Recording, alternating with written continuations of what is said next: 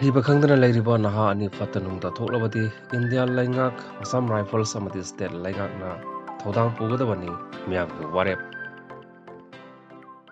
Mamang sahi gi me ahumdagi thorakiba irang asida Manipur gi apunbagi saktam ngaknabagi damakta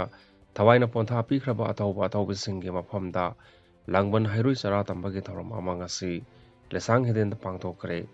Committee of Forward Club Thongju apunma maira paibi lup Thongju Peace and Integrity Committee Kyamgai Pik amade all Kyamgai no peace chawka thorang lupna sinduna pangthokiba thawram aduda mairoi amadi arambai tingkoloi sing yauna miyamna saru yaki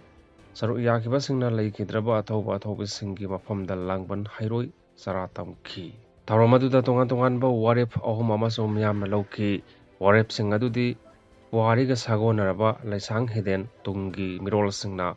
khanghaunaba amadi sahi khodingi langban matamda Manipur ge myamna langban hairoi tamba yanaba samgatpa loinana kuki singna landarakpadagi leikidraba athobi singi ningsing khobam mitam amamam saba apunbagi saktamda amadi ngamkhaida singnarakpa khodingmak thengnaminaba amadi recruitment yawgani haiduna satkibadagi thiba khangdana leiriba naha ani tekta kaidana thadoraknaba Lengakna ngamba thakta horagadabani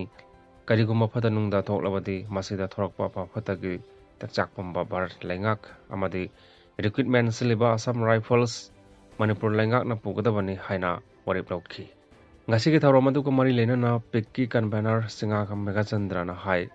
hojik tholiba Manipur gi irang asina maram oiraga lamdam asida maihorol dagi khundali taaduna leiminaraklaba yelho proof sing tangdu leitadaba phibam amada leiri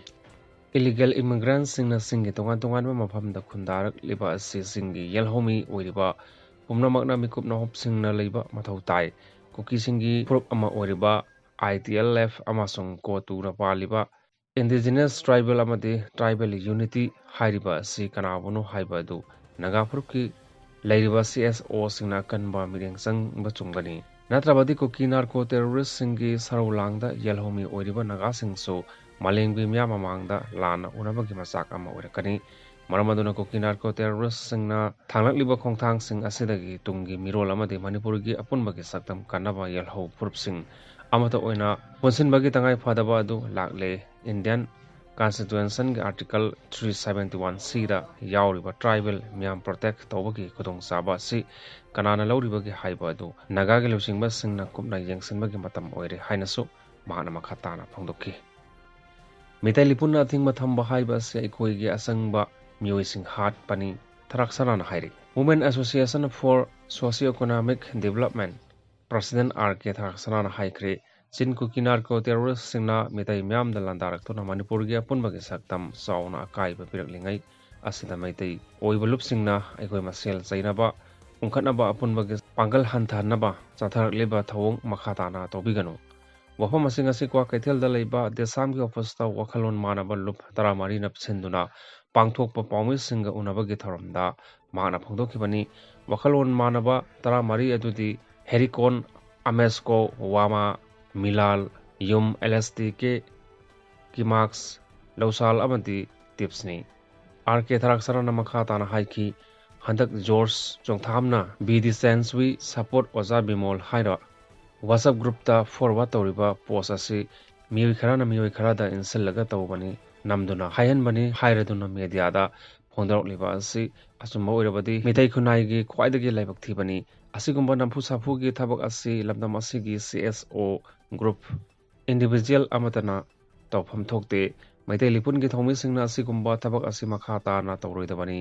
asingba tanja yenglaga mi phaba nampu sapu tawduna kihan khanganba che thaduna Makoina pamliba wafamsing adu camera gi mamangda hainabagi politics asi hojikti tawnadre asiguma politics asidi maitai lipun gi thau puwasingsu kanagumba singi apamba camera mamangda haihalak loi haiba tamangamde paliba lengak asinasu mitai gi apunba saktam thugainaba mob sagatuna mi gi yum thugaiba nupi angang kya gi psychological threat piriba asida tumine yengduna leirabadi mitai khunai thugainaba honabada lengak asige chawba khut yawrabra haina chingnadaba ngamde lamdamasigi miyangmidamakta thabak tarokliba CSO sing leader amadi asoiba kharada khudong sabloba mahna matam sangna miyamgi thabak tawbada mitai lipuna thingba thamba haiba si ꯑꯩꯈꯣꯏꯒꯤ ꯑꯁꯪꯕ ꯃꯤꯑꯣꯏ ꯍꯥꯠꯄꯅꯤ ꯃꯔꯝ ꯑꯗꯨꯅ ꯂꯩꯕꯥꯛ ꯃꯤꯌꯥꯝꯒꯤ ꯊꯕꯛ ꯇꯧꯖꯔꯤꯕ intellectual academiciansꯤꯡ social activistsꯤꯡ ꯏꯀꯥꯏ ꯈꯨꯝꯅꯕꯤꯗꯕ ꯍꯥꯏꯕ ꯑꯁꯤ ꯃꯅꯤꯄꯨꯔꯒꯤ ꯈꯨꯟꯅꯥꯏꯅ ꯀꯩꯗꯧꯉꯩꯗ ꯌꯥꯕ ꯉꯝꯂꯣꯏ ꯍꯥꯏꯈꯤ